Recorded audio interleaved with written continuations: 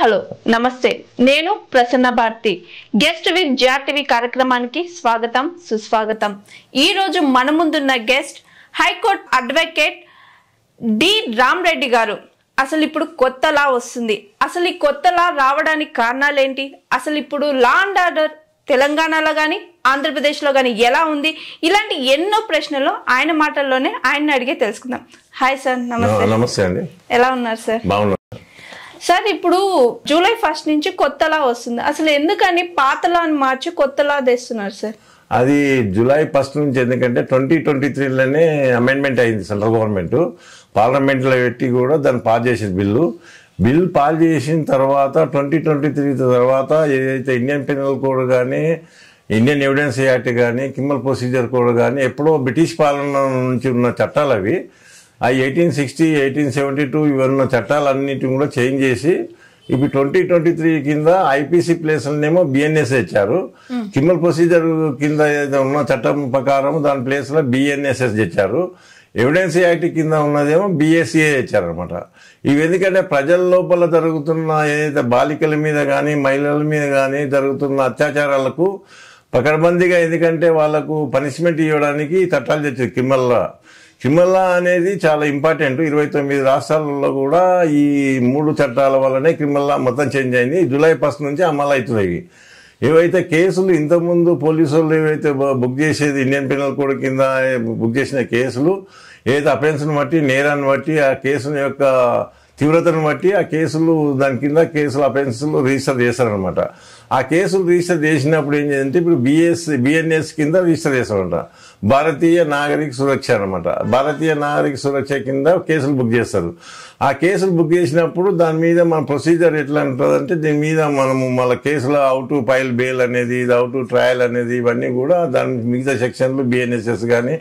BS కానీ ఉంటాయన్నమాట అందుకోనికి ఈ నేరాలు జరిగేది ఏంటంటే తీవ్రతను బట్టి అందుకోనికి కంట్రోల్ చేయాలని చెప్పేసి భారత ప్రభుత్వము అన్ని రాష్ట్రాలతోని అలయన్స్ అయ్యి హోంతోని అన్నితోని లా మినిస్టర్తోని కూడా అన్ని అయ్యి సెమినార్స్ అన్ని కండక్ట్ చేసి వీళ్ళు చట్టాలు తెచ్చిండ్రు బాగానే ఉంది కానీ పబ్లిక్ లో అవేర్నెస్ రాలే ఇంకా జూలై 1 నుంచి అయినాయి అదే నా నెక్స్ట్ క్వశ్చన్ అదే సార్ ఇప్పుడు పాత చట్టాలు తీసేసి కొత్త చట్టాలు తీసుకొస్తున్నారు కదా తీసుకొచ్చారు ఆల్రెడీ అమలవుతుంది కదా సార్ సో ఈ కొత్త చట్టాల వల్ల ఇప్పుడున్న ప్రజలకి లాభమా నష్టమా ఇప్పుడున్న ప్రజలకైతే లాభమే ఎందుకంటే ఎవడైతే నేరం చేస్తాడో అంత ఈజీగా బెయిల్ పొందడానికి ఆస్కారం లేదు ఇప్పుడు ఎందుకంటే ఇంతకుముందు అంటే బెయిల్ వచ్చేది ఇప్పుడు బెయిల్ రావడానికి కూడా ఆస్కారం లేదు మహిళల మీద జరిగిన దాడులకు ఇప్పుడు బెయిల్ ఇవ్వడానికి కూడా ఆస్కారం ఉండదు పనిష్మెంట్ కూడా చాలా లైఫ్ ఇంప్రిజన్మెంట్ డెత్ సెంటెన్స్ కూడా ఉన్నాయి అనమాట అందుకని చెప్పేసి ఈ సెక్షన్లు అన్ని కూడా పకడ్బందీగా చేసిన కనుక ఎవరైనా నేరం చేస్తే భయపడేటట్లు ఉంటుంది అనమాట అంత ఈజీగా ఇంతకుముందు దాకా బెయిల్ పొందేటందుకు లేదు ఇప్పుడు ఈ చట్టాలు అట్లా ఉన్నాయన్నమాట అందుకని పకడ్బందీగా సెంట్రల్ గవర్నమెంట్ ఇచ్చి నేరాలను మొత్తం కంట్రోల్ చేయాలని చెప్పేసి ఏదైతే అఫెన్స్ మీరు అన్న ఒక క్వశ్చన్ అడిగారు చాలా అఫెన్సెస్ జరుగుతున్నాయి చాలా కేసులు రిజిస్టర్ అయినాయి ఇప్పటి నుంచి జూలై నుంచి కంట్రోల్ అవుతాయి ఇప్పుడు ఎందుకంటే ఆ కేసుల్లో బెయిల్ రావడానికి అంత ఈజీగా ఉండదు గవర్నమెంట్ ఎందుకంటే కోర్టులు కూడా చాలా పకడ్బందీగా దాని మీద పనిష్మెంట్ కూడా ఇస్తారనమాట అలా వాళ్ళ ఇంతకుముందు రేప్ కేసుల్లో అవన్నీ కూడా కొన్ని కేసుల్లో అఫెన్స్లో 14 years ఉంటాయి కానీ వాళ్ళు 7 years 10 years ఇస్తుంది ఇప్పుడు 20 years పనిష్మెంట్ ఉంది అందులో అందుకని చెప్పేసి ఈజీగా బెయిల్ పొందడానికైతే లేదు ఇప్పుడు సార్ ఇప్పుడు వచ్చిన కొత్త లాలో ఓన్లీ క్రిమినల్ కేసా అన్ని కేసెస్ దీంట్లో వచ్చాయా సార్ అన్ని క్రిమినల్ కేసులు మొత్తం నాట్ సివిల్ ఓన్లీ క్రిమినల్ కేసులు మాత్రమే కొత్త చట్టాలు వచ్చాయి ఓకే సార్ రీసెంట్ గా అంటే ఇప్పుడు జరుగుతున్న అసెంబ్లీలో మన హరీష్ రావు గారు కొన్ని ఇప్పుడున్న లా ఆర్డర్ గురించి మాట్లాడారు సార్ దాంట్లో వచ్చి ఓన్లీ ఒక తెలంగాణలో 8 నెలల్లో 1,00,000 కేసులు అయినాయి సార్ ఈ 1,00,000 కేసుల్లో అంటే కేసులు అంటే అన్ని కేసులే బట్ ప్రతి ఒక్కరికి ఎలాంటి శిక్ష అంటే ఒక్కొక్క కేసుకి ఎలాంటి శిక్ష ఉండొచ్చు సార్ ఇప్పుడు 1,00,000 కేసులు అంటే ఇప్పుడు 33 జిల్లాలు ఉన్నాయి 33 జిల్లాల్లో ఎందుకంటే నేరాలు జరిగిన బట్టి నేర యొక్క పరిస్థితిని బట్టి కొన్ని అఫెన్సులు కొన్ని రేప్ కేసులు ఉండొచ్చు మర్డర్ కేసులు ఉండొచ్చు మానభంగ కేసులు ఉండొచ్చు ఎందుకంటే చిల్లలను కిడ్నాప్ కేసులు ఉండొచ్చు థెఫ్ట్ కేసులు ఉండొచ్చు ఇవన్నీ కేసులు అఫెన్సులే అన్ని కూడా బిఎన్ఎస్ కింద వస్తాయి ఇప్పుడు ఇంతకుముందు ఇండియన్ పెనల్ కోడ్ కింద పనిష్మెంట్స్ అన్ని కూడా ఇప్పుడు ఎందుకంటే బిఎన్ఎస్ కింద రిజిస్టర్ చేస్తారు పోలీసు వాళ్ళు కూడా ఏం చేసిందంటే ఇప్పుడు పోలీసు అకాడమీ ఉంటుంది అందులో ట్రైనింగ్ ఇవ్వాల్సి వస్తారు స్టేట్ గవర్నమెంట్. ఏ స్టేట్ గవర్నమెంట్ కానీ 29 రాష్ట్రాలు ఉన్నాయి కూడా, హోమ్ మినిస్టర్ డిఫెన్స్ కానీ వాళ్ళు కానీ ఆ కేసులు రిజిస్టర్ చేసేటప్పుడు ఏ నేరాన్ని బట్టి కూడా అఫెన్స్ని బట్టి బిఎన్ఎస్ కింద రిజిస్టర్ చేస్తారు. బిఎన్ఎస్ అంటే భారతీయ న్యాయ శాఖ అనమాట. దానివల్ల కేసులు బుక్ చేస్తారు. ఆ కేసులు బుక్ చేసినప్పుడు దాన్ని బట్టి పరిస్థితిని బట్టి ఆ నేరాన్ని బట్టి ఆ కేసులు రిజిస్టర్ అయితే కనుక దాని మీద వాళ్ళు ఛార్జ్షీట్ వేసిన తర్వాత కేసు నడిచిన తర్వాత పనిష్మెంట్ అనేది కోర్టు ఇస్తారు అనమాట. వీళ్ళు పోలీసు వాళ్ళు కేసు రిజిస్టర్ చేసి కోర్టుకు పంపేదే వాళ్ళు. అందుకని చెప్పేసి police law and order fail ఉన్నాయనుకోండి, ఆ స్టేట్ ఎందుకంటే దానికి వచ్చే శాంతి భద్రత లేనప్పుడు ఆ స్టేట్కి వచ్చే ఫండ్స్ కానీ కంపెనీలు కానీ కూడా రావు. అనుకోవడానికి సీఎం గారు కానీ వాళ్ళ హోమ్ మినిస్టర్ కానీ వీళ్ళందరూ కంట్రోల్ చేసే పరిస్థితి వాళ్ళ మీద ఉంటుంది కనుక పోలీస్ డిపార్ట్మెంట్ మీద ఉంటుంది, గవర్నమెంట్ మీద ఉంటుంది అనమాట. అట్లా అయినప్పుడు పోలీసు కంట్రోల్ లేనప్పుడు లా అండ్ ఆర్డర్ ఫెయిల్యూర్ అయినా కూడా వస్తుంది అనమాట. ఓకే సార్, మీరు మాటలను కొత్త చట్టంలో బిఎస్సి అని ఒకటి తెచ్చారన్నారు సార్. అసలు ఈ బిఎస్సి ఏంటి, దీంట్లో ఎలాంటి సెక్షన్స్ ఉంటాయి, దీంట్లో ఎలాంటి కేసెస్ మనం నమోదు చేసుకోవచ్చు? బిఎన్ఎస్ బిఎస్సి అనేది ఎవిడెన్స్ యాక్ట్. అది ఎవిడెన్స్ భారత సురక్ష అధినియం అని. అది ఇంతకుముందు ఇండియన్ ఎవిడెన్స్ యాక్ట్ ఉన్నది, ఇండియన్ తీసేసి భారతీయ అని పెట్టినారు. అది ఎందుకంటే ఛార్జ్ షీట్ వేసినాక పోలీసు వాళ్ళు కోర్టులో హౌ టు మనం trial how to win case అనేది డిఫెన్స్ అడ్వకేట్ కానీ ప్రాసిక్యూషన్ అడ్వకేట్ కానీ చేస్తారనమాట. ఎందుకంటే నేను పబ్లిక్ ప్రాసిక్యూటర్ కూడా హైకోర్టు చేసిన కనుక కేసు ఎవిడెన్స్ ను బట్టే మనం ఇప్పుడు బిఎస్సిని బట్టి కేసులు గెలవాల్సి వస్తుంది, ఎవిడెన్స్ ను బట్టి. అందులో ఎవిడెన్స్ రికార్డ్ చీప్ కానీ క్రాస్ ఎగ్జామినేషన్ కానీ ఛార్జ్ షీట్ వేసినాక వస్తుంది అనమాట బిఎస్సి. ఇప్పుడు రాదు. ఎందుకంటే క్రైమ్ స్టేజ్లో ఎందుకంటే క్రైమ్ స్టేజ్లో ఏదైతే కేసులు రిజిస్టర్ చేసినప్పుడు దాని మీద బిఎన్ఎస్ కింద రిజిస్టర్ చేస్తారు. Procedure how to get bail అనేది బిఎన్ఎస్ఎస్ కింద వేసుకోవాలి. బిఎస్సి అనేది ఓన్లీ ట్రయల్ నడిచేటప్పుడు. అయితే బిఎన్ఎస్ కింద సార్ ఏ సెక్షన్స్ వస్తాయి, ఏ కేసెస్ నమోదు చేయొచ్చు బిఎన్ఎస్ కింద? బిఎన్ఎస్ కి అన్ని కేసులు అన్ని ఇప్పుడు ఇంత ముందు మనకు 511 కేసు సెక్షన్స్ ఉంటుండే, ఏది మన ఇండియన్ పీనల్ కోడ్ కింద. ఆల్రెడీ చేసి ఏం చేసిందంటే బిఎన్ఎస్ కింద 358 సెక్షన్ ఉంటాయి. ఇప్పుడు చాలా సెక్షన్లు రెడ్యూస్ చేసిండ్రు, కొన్ని క్లబ్ కూడా చేసిండ్రు. అబెట్మెంట్ కానీ కాన్స్పిరెన్సీ కానీ ఇవన్నీ కూడా ఒక దాంట్లోనే కామన్ ఇంటెన్షన్ అని ఉంటుండే ఆ సెక్షన్లన్నీ ఒక దాంట్లో క్లబ్ చేసి ఒక సెక్షన్ చేసి రెడ్యూస్ కూడా చేసిండ్రు. అందులో ఈ బిఎన్ఎస్ఎస్ కింద సెక్షన్లు పెంచిండ్రు. వాళ్ళ బిఎస్సిఏ కింద కూడా సెక్షన్లు పెంచారు కొన్ని. కానీ మనకు బిఎన్ఎస్ కింద క్రిమినల్ కేసుల అఫెన్సెస్ ను కొన్ని క్లబ్ చేస్తూ సీరియస్ గా వాళ్ళ పనిష్మెంట్ అయ్యేటట్లు వేసినారు అనమాట. అట్లా బిఎన్ఎస్ఎస్ లో ఎలాంటి ప్రొసీజర్ ఉండొచ్చు? అందులో బెయిల్ ఎట్లా పొందుకోవాలా, ఎట్లా అక్యూజ్డ్ ముద్దాయి ఉంటారు వాళ్ళని ఎట్లా బయట పడాలి, వాళ్ళ శిక్ష ఎంత పడుతుంది అన్ని కూడా ప్రొసీజర్ ఫాలో అవుతారు. బిఎన్ఎస్ కింద ఇంతకుముందు ఎందుకంటే మనం 584 సెక్షన్స్ ఉంటుండే, ఇప్పుడు మనం 531 చేసినాం అనమాట. 531 సెక్షన్స్ కింద ఒక్కొక్క ప్రొసీజర్. బెయిల్ ఉందనుకోండి, బెయిల్ 5 రకాలు ఉంటాయి. బెయిలబుల్ అని, నాన్ బెయిలబుల్ అని, కగ్నిజబుల్, నాన్ కగ్నిజబుల్, ట్రైబల్, క్వాష్ పిటిషన్స్ హైకోర్టులో వేసుకోవచ్చు. దాంట్లో కూడా బెయిల్ పొందవచ్చు. ఈ 5 రకాల బెయిల్ కూడా ఇంట్లో ఈ బిఎన్ఎస్ఎస్ కింద పొందడానికి ఆస్కారం ఉంటుంది. ఓకే సార్, అయితే ఇప్పుడు వచ్చేసరికి మెయిన్ ఎక్కడ చూసినా, 2 తెలుగు రాష్ట్రాల్లో చూసినా లేదంటే వేరే రాష్ట్రాల్లో చూసినా మెయిన్ ఆడపిల్లల మీద అత్యాచారాలు ఎక్కువైపోయినాయి సార్. అది ఏజ్ కి సంబంధం లేకుండా దారుణంగా అత్యాచారాలు అవుతున్నాయి. సో ఇప్పుడు ఈ అత్యాచారాలు జరుగుతున్న ఆడపిల్లలకి కోర్టు ఎలాంటి న్యాయం చేస్తుంది, అత్యాచారం చేసిన వ్యక్తికి ఎలాంటి శిక్షలు పడుతుంది? ఇప్పుడు మీరు అడిగిన క్వశ్చన్ చాలా ఇంపార్టెంట్ అండి. ఇంతకుముందు నేరాలు నేను చెప్పినట్లు, ఎందుకంటే ఇంతకుముందు ఐపీసీ కింద అయిన వాళ్ళ బెయిల్ ఉంది బయటికి రావడానికి ఆస్కారం ఉండి again repeating the same offences. నేను పబ్లిక్ ప్రాసిక్యూటర్ ఉన్నప్పుడు హైకోర్టులో చాలా కేసులు పోలీస్ తరఫున నేను వాదిస్తుంటే కనుక అప్పుడు ఈ కేసులన్నీ అయ్యేది. అప్పుడు కూడా అప్పుడు బెయిల్ ఏ రకంగా చేసి వాళ్ళు పొందుతుంది. ఇప్పుడు అది పొందడానికి లేదు బిఎన్ఎస్ కింద. ఏదైతే మానభంగాలు కానీ పిల్లల కిడ్నాప్ల కేసులు కానీ ఇలా సీరియస్ అఫెన్స్ ఉంది కనుక ఇలా బెయిల్ ఇవ్వడానికి కూడా ఆస్కారం లేదనమాట. దారుణంగా 5 నెలల పాప మీద 6 నెలల పాప మీద ఇలాంటి అత్యాచారాలు జరుగుతున్నాయి సార్. వాళ్ళ మీద ఎలాంటి సీరియస్ కేసెస్ పెట్టి వాళ్ళకి ఎలాంటి శిక్షలు ఉండొచ్చు సార్? అంటే చాలా మంది బెయిల్ మీద ఆల్మోస్ట్ రేపులు అంటే ఒక కామన్ అయిపోయింది అనుకుంటా. ఎక్కడ చూసినా చిన్నపిల్లల మీద కూడా రేప్ చేస్తున్నారు, మళ్ళీ 2-3 రోజులకు మళ్ళీ వాళ్ళు బయట ఈజీగా తిరిగేస్తున్నారు. సో ఇప్పుడు అలా జరగకుండా ఇప్పుడున్న సెక్షన్స్ ఎలాంటి శిక్ష విధించాలని చూస్తున్నాయి? ఇంతకుముందు ఉండేమ్మా, ఇప్పుడు బిఎన్ఎస్ లా అండ్ ఆర్డర్ వచ్చింది కనుక జూలై నుంచి చాలా మంది కూడా బెయిల్ పొందడానికి ఆస్కారం లేదు, అంత ఈజీగా లేదు. ఇప్పుడు బిఎన్ఎస్ కింద ఎప్పుడైతే కేసులు రిజిస్టర్ చేస్తుండ్రో 29 రాష్ట్రాల్లో, ఒక తెలుగు రాష్ట్రాలే కాదు భారతదేశంలో ఉన్న 29 రాష్ట్రాల్లో కూడా ఈ బిఎన్ఎస్ అనేది భారతీయ నాగరిక సురక్ష అనేది అది చాలా ఇంపార్టెంట్ క్వశ్చన్ కనుక అందుకోని చెప్పేసి బిఎన్ఎస్ కింద ఏదైతే కేసు రిజిస్టర్ చేసిండ్రో ఇంతకుముందు ఐపీసీ కింద చేసినంత ఈజీగా అయితే ఉండదు. ఇప్పుడు బెయిల్ పొందడానికి కూడా ఆస్కారం లేదు. బెయిల్ ఇవ్వడానికి కూడా ప్రొసీజర్ ఎవరైనా కూడా జడ్జెస్ అయినా కూడా జనరల్ పబ్లిక్ అయినా కూడా పోలీసు వాళ్ళు అయినా కూడా అడ్వకేట్స్ అయినా కూడా ప్రొసీజర్ ఫాలో కావాల్సిందే.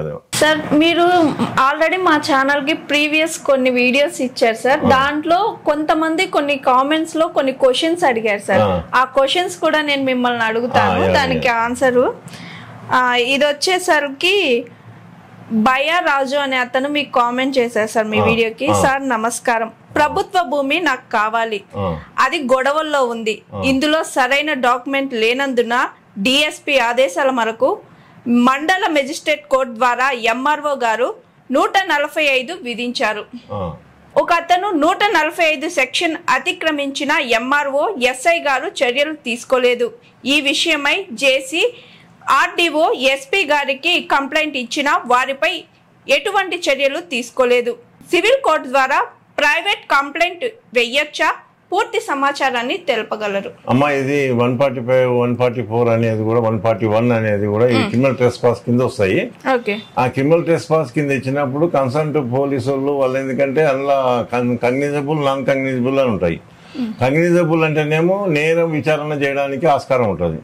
ఇది సివిల్ కోర్టులో కంప్లైంట్ వేసేది కాదు, క్రిమినల్ కోర్టులో వేసుకోవాలి అతను. క్రిమినల్ కోర్టులో 200 పాత ఐపీసీ కింద ఏదో క్రిమినల్ ప్రొసీజర్ కోడ్ ఉందో దాని ప్రకారం వేసుకోవాల్సి వస్తుంది.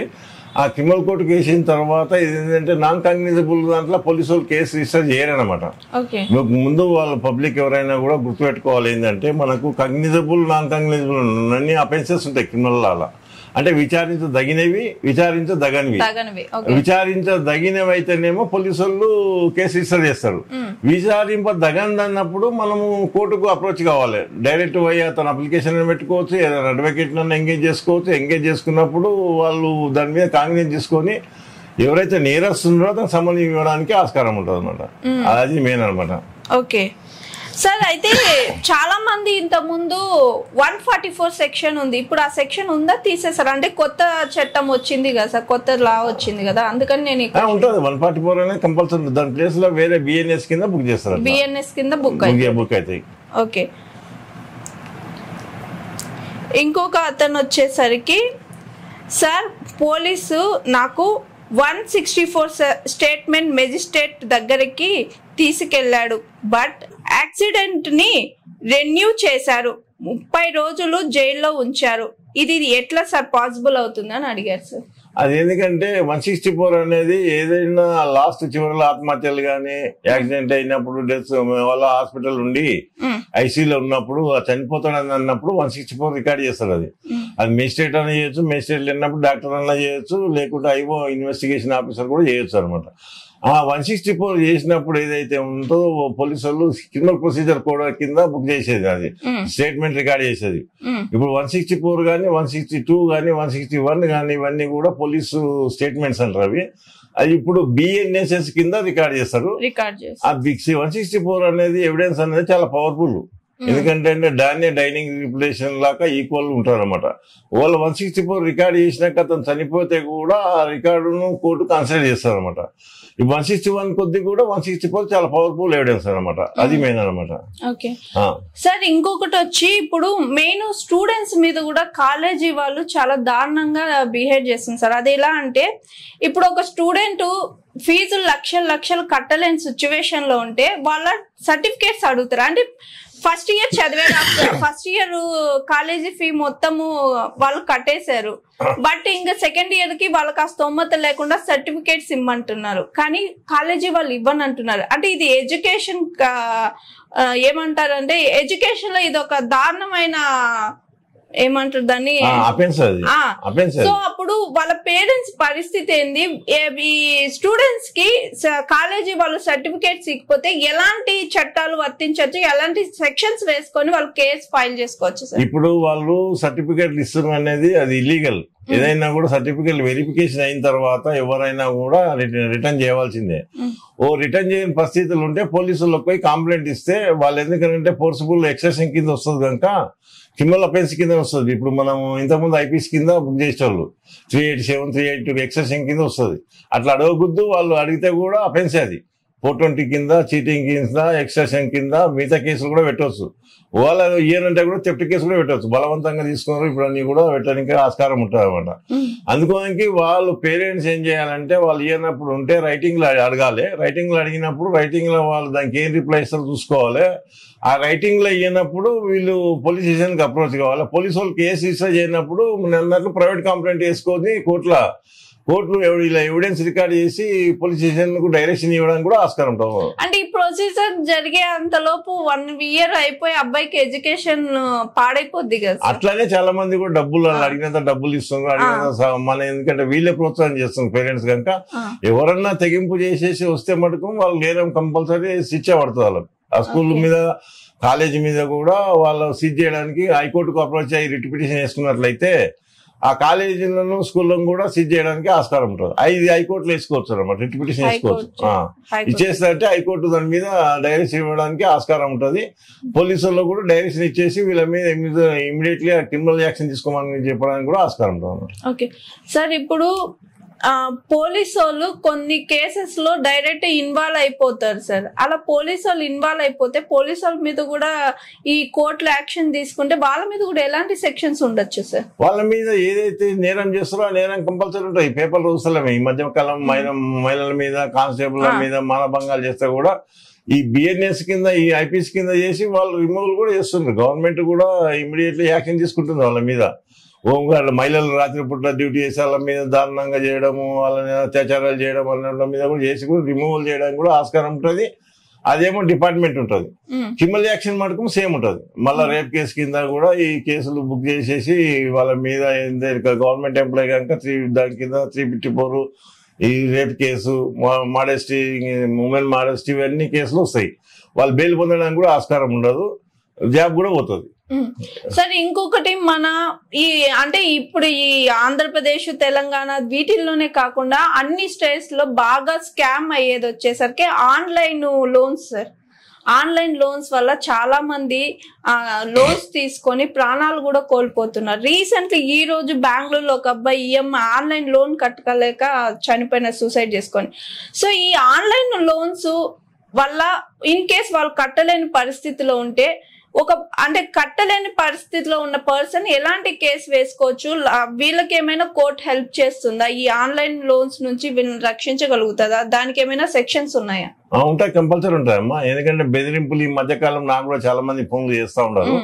చాలా మంది, ఎందుకంటే నేను తెలంగాణ మొత్తం పోలీస్ స్టేషన్ ఏరియాలో చేసినాక చాలా మంది కూడా ఉద్యమంలో ఉన్నా కనుక తెలంగాణ ఉద్యమంలో కూడా 10,000 కేసులు చేసిన ఇంచుమించు ఆల్మోస్ట్ వాళ్ళు కూడా ఉద్యమకారులు కానీ మిగతాలు కానీ ఫోన్ చేసి అడుగుతూ ఉంటారు.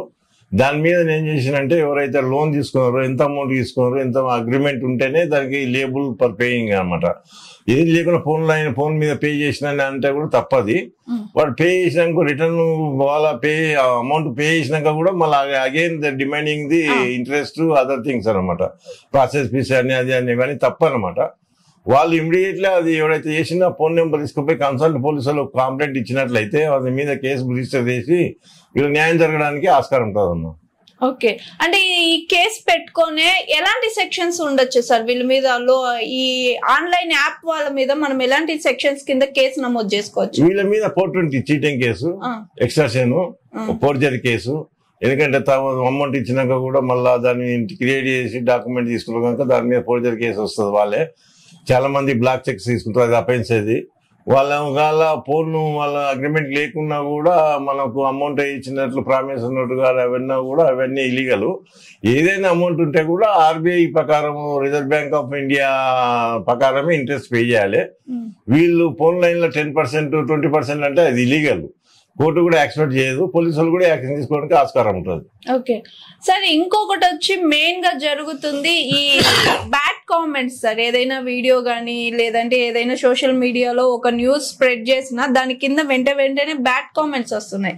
ఈ బ్యాడ్ కామెంట్స్ పెట్టే వాళ్ళ మీద కూడా మనం సెక్షన్స్ అంటే కోర్టులో కేసు వేసుకొని ఏ సెక్షన్స్ వర్తించదు సార్ వీళ్ళకి కూడా? అంటే మనల్ని ఫిజికల్ గా మెంటల్లీ టార్చర్ పెట్టి మనంతటా మనం సూసైడ్ చేసుకునేటట్టు ఉంటాయి సార్ కొన్ని కామెంట్స్.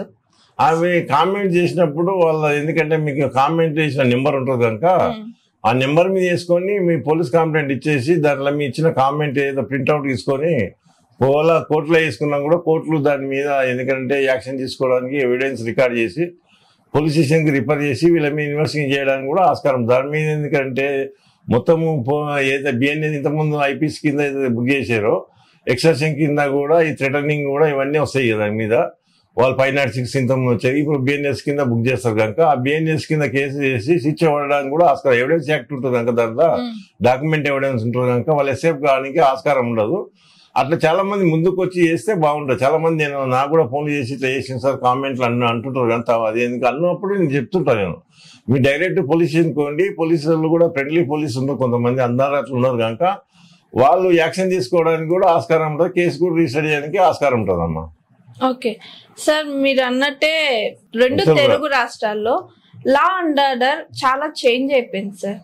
ఎందుకని ఆ పరిస్థితి వచ్చింది? లా అండ్ ఆర్డర్ చేంజ్ అవ్వడానికి గవర్నమెంట్ తప్పెదమా, లేదంటే మన పొలిటీషియన్స్ తప్పెదమా, లేదంటే హైకోర్టు ఇచ్చే తీర్పుల వల్ల లా అండ్ ఆర్డర్ మొత్తం చేంజ్ అయిపోయింది అనుకోవచ్చు? జ్యుడిషియరీ ఇండియాలో చాలా పవర్ఫుల్ అమ్మా. ఎందుకంటే తప్పు ఎందుకంటే పొలిటికల్ లీడర్లే వాళ్ళ బ్యాక్ ఉండి వాళ్ళ యొక్క స్వార్థం కోసము పోలీసు వాళ్ళని వాడుకుంటున్నారు. ఆ వాడుకున్నాక తర్వాత వేరే గవర్నమెంట్ చేంజ్ అయినా కనుక అక్కడ ఇక్కడ కనుక వాళ్ళు మళ్ళీ వచ్చిన గవర్నమెంట్ రాజకీయవేత్తలని హరాస్మెంట్ చేస్తారు కనుక లా అండ్ ఆర్డర్ కూడా కంట్రోల్ ఫెయిల్యూర్ కావడానికి కూడా అది మెయిన్ ఆస్కారం. ఈ పొలిటికల్ లీడర్ను కూడా వాళ్ళు ఎందుకంటే వాళ్ళ పార్టీ లీడర్ లాగానే పోలీసులు వ్యవహరిస్తున్నారు కనుక ఆ తప్పు. పోలీస్ అనేది డిఫరెన్స్ అనమాట, లా అండ్ ఆర్డర్ కంట్రోల్. జ్యుడిషియర్ అనేది సపరేట్. జ్యుడిషియర్ అనేది వాళ్ళ పోలీసుల మీద ఏవైతే కేసులు రిజిస్టర్ చేస్తారో దాని మీద పనిష్మెంట్ ఇవ్వడానికి జ్యుడిషియర్ ఉంటుంది. జ్యుడిషియర్ అనేది ఇండియాలో పవర్ఫుల్ అయినందుకే నువ్వు నేను స్వేచ్ఛగా ఇక్కడ తిరగలుగుతున్నాం, స్వేచ్ఛగా గాలి వీలుతగలుగుతున్నాం. ఈ పొలిటికల్ లీడర్ ఇట్లా వాళ్ళ పనిష్మెంట్ ఇట్లా జ్యుడిషియర్ ఇవ్వకపోతే ఉన్న ఆస్తులు కూడా పొందుకుంటారు ఈ పొలిటికల్ లీడర్. అందుకని చెప్పేసి లా అండ్ ఆర్డర్ పేయడానికి కూడా పొలిటికల్ లీడరే మెయిన్ కారణం. అది మెయిన్ అనమాట. ఆ ప్రజలు కూడా గమనించుకోవాలి ఏ లీడరు ఎవరికి పోలీసు సపోర్ట్ చేస్తున్నాడు, ఏ లీడరు ఎవరికి చేస్తున్నాడు గమనించుకొని పోలీసు పబ్లిక్ అలర్ట్ అయితే గానీ పబ్లిక్ అవేర్నెస్ వస్తే గానీ కంట్రోల్ అవుతుంది. కోర్టు కానీ అడ్వకేట్లు కానీ ఏం దేనికే లేదు. అది ల్యాండ్ ఆర్డర్ మొత్తం పోలీసులు ఉంటుంది కనుక పోలీసులు చూస్తున్నట్లు పోతున్నారు. కొంతమంది డబ్బులు తిని అవన్నీ కూడా కరప్షన్ కింద కొన్ని చేస్తున్నారని పేపర్లలో వస్తుంది. అది ఆ తప్పనమాట. అందుకని పోలీసులు అనేది ఏ పార్టీ కూడా గొడుగు పట్టకూడదు అనమాట. అది అన్ని పార్టీలు ఒకటే వాళ్ళకి ఈక్వల్ కనుక ఏ పొలిటికల్ లీడర్ కూడా సపోర్ట్ చేయకూడదు. చేసి న్యూట్రల్ గా ఏదైతే ప్రజల ప్రశాంతత ఉండడానికి ప్రజల మీద దారుణాలు జరుగుతున్నప్పుడు కంట్రోల్ చేయడానికి పోలీస్ వ్యవస్థ ఉంటుంది. అది సెంట్రల్ గవర్నమెంట్ కానీ స్టేట్ గవర్నమెంట్ కానీ. అందుకని పోలీసులు ఏం చేస్తారంటే ఆ పొలిటికల్ లీడర్ ఈ పొలిటికల్ ఇన్ఫ్లుయెన్స్ వల్ల కేసులు కూడా రిజిస్టర్ చేయక వాళ్ళ వల్ల ఎందుకు ప్రోత్సాహం వల్ల కొన్ని ఎస్కేప్ అవుతారు, కొంతమంది ఎస్కేప్ నేరస్తులు కూడా ఎస్కేప్ అవడానికి ఆస్కారం ఉంటుంది. ఇన్నోసెంట్ పీపుల్ ఇన్వాల్వ్ అవుతారు. అది తప్పనమాట అనుకోండి నేను చెప్పేది. సార్, ఇన్నోసెంట్ పీపుల్స్ ని మనం ఒక కేసులో ఇరికిస్తున్నామంటే అది వాళ్ళకు తెలిసి, అంటే కొంతమంది లాయర్స్ కి తెలిసి కూడా కొంతమందిని ఇరికిస్తారు కదా, అది ఎందుకని అట్లా చేస్తుంటారు సార్? ఇరికిస్తుంది కదా ఎవిడెన్స్ బట్టి ఉంటుంది. తప్ప అది రాంగ్ ఎవిడెన్స్ అయ్యండి మీకు తెలుసుంటది కదా సార్, అది రాంగ్ ఎవిడెన్స్ అని కూడా, కానీ మీరు అది కరెక్ట్ ఎవిడెన్స్ అని కూడా వాదిస్తుంటారు. కరెక్ట్ ఎవిడెన్స్ అంటే ఇప్పుడు పోలీసు వాళ్ళు పెట్టిన ఎవిడెన్స్ ఓవరాక్ ఉంటుంది, అంటే మళ్ళీ అడ్వకేట్ కి ఇచ్చే డాక్యుమెంట్ ఎవిడెన్స్ వేరే ఉంటది. ఇప్పుడు మీరు అన్నట్లు కొంచెం మనీ ల్యాండింగ్ కేసు కింద వస్తాయి ఇవన్నీ, ఫోన్ వల్ల చేసిందని చెప్పేసి నా దగ్గర పే చేసినట్లు నా దగ్గర ఎవిడెన్స్ ఉంటుంది, నా దగ్గర ఎవ్రీథింగ్ ఉంటుంది. ఇప్పుడు అడ్వకేట్ వాళ్ళ పోలీసు వాళ్ళ తరఫున వాదించేది వాళ్ళ దగ్గర ఉన్న ఎవరైతే ఫైనాన్సర్ ఉన్నాడో వాడు ఇచ్చిన కంప్లైంట్ బట్టి వాళ్ళ దగ్గర ఉన్న డాక్యుమెంట్ బట్టి వాళ్ళు పోలీసు వాళ్ళు ఇన్వెస్టిగేషన్ చేస్తారు. అది ఓకే, దాని మీద కేసు చేస్తారు. వేసినప్పుడు డిఫెన్స్ అడ్వకేట్ ఏం చేస్తాడు, వాళ్ళ క్లయింట్ ని సేవ్ చేసుకోవడానికి వాళ్ళ క్లయింట్ దగ్గర ఉన్న డాక్యుమెంట్ బట్టి కొట్లాడతాడు. ఈ రెండింటిని విచారించిన తర్వాత కోర్టు తీర్పిస్తుంది అనమాట. ఆ తీర్పులు ఎందుకంటే ఎవరైనా గెలవచ్చారు, అది మెయిన్ కారణం. ఎవరైనా అట్లా సార్. ఇప్పుడు పొలిటీషియన్స్ లాని కూడా మేనేజ్ చేయగలుగుతారా? ఈ న్యాయ వ్యవస్థ ముందర అందరు సమానం అండి, ఎవరు మేనేజ్ చేయడానికి అనేది తప్పు. ఇది క్వశ్చన్ కూడా ఇంకా చాలా మందికి మీరు అన్నట్లు కూడా ప్రజల లోపల కూడా ఉంది. ఎందుకంటే డబ్బున్నోకే న్యాయం జరుగుతుంది, డబ్బు లేని వాళ్ళకి న్యాయం జరగదని మీరు ఎన్నో తీర్పులు కూడా ఈ మధ్యకాలంలో చూస్తున్నారు. డబ్బులున్నా కోట్ల రూపాయలున్నా కూడా జైల్లో ఉండవలసిందే. ఎందుకంటే జయలలిత కానీ ఎగ్జాంపుల్, మనం సీఎం ఉండి కూడా ఆమె జైలు కన్విక్షన్ అయితే సుప్రీంకోర్టు కూడా కన్ఫర్మ్ చేసింది. కోర్టు న్యాయ వ్యవస్థ, నేను అనేది ఏంటంటే న్యాయ వ్యవస్థ పవర్ఫుల్ ఉంది ఇండియాలో. జ్యుడిషియల్ వ్యవస్థ అనే దాని మీద డౌటే లేదు. ఎవరో కొన్ని కేసులు ఉండవచ్చు కానీ మీకు ఎందుకంటే కింది కోర్టులో మీకు వాళ్ళ ఓడిపోతే డిస్ట్రిక్ట్ కోర్టులో ఓడిపోతే హైకోర్టు ఉంటుంది, హైకోర్టులో ఓడిపోతే సుప్రీంకోర్టు ఉంటుంది. ఎందుకంటే స్టెప్ బై స్టెప్ మీకు న్యాయం జరగడానికి కూడా ఆస్కారం ఉంటుంది. చాలా మంది అడ్వకేట్లకు అప్రోచ్ కాకుండా ఉన్నప్పుడు కూడా వాళ్ళ గవర్నమెంట్, ఎందుకంటే సెంట్రల్ గవర్నమెంట్ లీగల్ ఎయిడ్ కింద కొన్ని కేసులు కానీ లోక్ అదాలతులు కానీ ఇవన్నీ పెట్టింది కనుక నేను పబ్లిక్ ప్రాసిక్యూటర్ ఉన్నప్పుడు కూడా వాళ్ళ స్తోమత లేనప్పుడు వాళ్ళు కోర్టే అపాయింట్ చేస్తారు అనమాట. చేసి వాదించడానికి ఆస్కారం ఉంది అనమాట. అది అందుకని ఈ అవగాహనలు అనేది బంద్ చేయాలి. జ్యుడిషియల్ అనేది చాలా పవర్ఫుల్ ఇండియాలో. జ్యుడిషియల్ పవర్ఫుల్ ఉన్నందుకు రాజకీయవేత్తలు కంట్రోల్ ఉంటారు, లేకుంటే అందరిని కొట్టుకొని తినేటోళ్ళు వీళ్ళంతా. మన ఎమ్మెల్సీ కవిత గారు లిక్కర్ కేసులో అరెస్ట్ అయినారు. ఇంతవరకు ఆమెకు బెయిల్ అనేది ప్రొసీజర్ జరగటంలో ఎందుకని సార్? ఇది కవిత గారిది బెయిల్ అంటే మనీ ల్యాండింగ్ కేసు కింద వస్తుంది. వాళ్ళు ఫస్ట్ మనీ ల్యాండింగ్ కేసు చేసి ఈడీ చేసింది, తర్వాత సిబిఐ చేసింది. ఆ కోర్టు ఎందుకంటే ఆ డిస్కషన్, ఎందుకంటే బెయిల్ ఇవ్వాలా ఇవ్వకూడదని మ్యాండేటరీ కాదు. అది ఇవ్వచ్చా ఇవ్వకూడదని కోర్టు డిసైడ్ చేస్తారు. ఉన్న ఎవిడెన్స్ ను బట్టి అక్కడ ఉన్న ఏం పోలీసు వాళ్ళు ఏం వేస్తుందో, కౌంటర్ ఏం వేస్తుందో తెలియదు. వీళ్ళ అడ్వకేట్, వీళ్ళ తరఫున వాదించే అడ్వకేట్ కూడా ఏం చేస్తున్నారో మనకు అర్థం కాదు కనుక ఆ సబ్జెక్ట్ మనం మాట్లాడడం కూడా తప్పే అనమాట. సార్ ఇప్పుడు మీరు అన్నట్టే civil case, judicial case, criminal case అని ఇన్ని కేసులు ఉన్నాయి సార్. ఒక్కొక్క దానికి అంటే సివిల్ కేసులో ఎలాంటివి ఉంటాయి, క్రిమినల్ కేసులో ఎలాంటి కేసెస్ నమోదు చేసుకోవచ్చు అని అంటే తెలియని వాళ్ళకి క్లుప్తంగా ఏ సెక్షన్స్ కింద వస్తాయి? ఇవి చాలా ఇంపార్టెంట్ క్వశ్చన్ అమ్మా. సివిల్ అంటేనే భూమి కొట్లాట్లు ఉంటారు, అందుట్లో పర్సన్ బయట ఉంటాడు. సివిల్ కేసులు అనేది భూమి కొట్లాటలు కానీ, ఇల్లు కొట్లాటలు కానీ, కిరాయిలు కానీ ఇవన్నీ ఉంటాయి అనమాట. అవి సివిల్ కేసు కింద వస్తాయి. క్రిమినల్ కేసు కింద అంటే దొంగతనాలు కానీ, మర్డర్లు కానీ, రేప్ కేసులు కానీ, ఏదైతే గంజాయి కేసులు కానీ, మధ్యకాలంలో సీఎం కూడా ఇప్పుడు వచ్చిన ప్రజెంట్ కూడా నేను డ్రగ్స్ కంట్రోల్ చేస్తా అది ఇది పేపర్లు కూడా ఇస్తున్నారు కదా, ఇవన్నీ కూడా క్రిమినల్ కింద వస్తాయి. ఎందుకంటే ఇప్పుడు చీటింగ్ కేసులు కానీ ఏది ఉన్న అఫెన్స్ మొత్తం కూడా క్రిమినల్ కేసు కింద వస్తాయి. క్రిమినల్ కేసులు ఏంటంటే పర్సన్ లోపలికి పోతాక కొంచెం బాధ ఉంటుంది. ఎవరైనా లోపలికి పోతున్నా బెయిల్ రావాలి, ఇప్పుడు ఆ బెయిల్ వచ్చే క్వశ్చన్ కూడా లేదు, చెప్తలేదు, అంత ఈజీగా అయితే రావు. ఇంతకుముందు అంటే బెయిల్ మీద వచ్చేసేవాళ్ళు చేసేవాళ్ళు.